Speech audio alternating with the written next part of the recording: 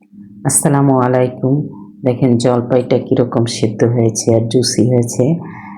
প্রথমে জলপাইগুলো ধুয়ে মুছে নিয়েছি, এরপর একটা চাকু দিয়ে কেচে নিয়েছি।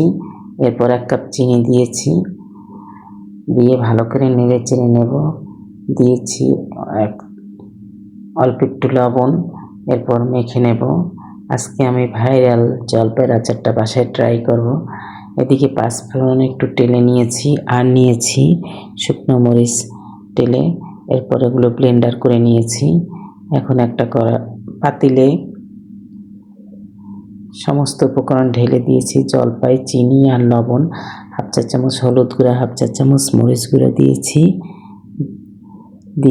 2 চা চামচের মতো পাঁচফোড়নের গুঁড়া আর শুকনো মরিচ গুঁড়া দিয়েছি 2 চা চামচ।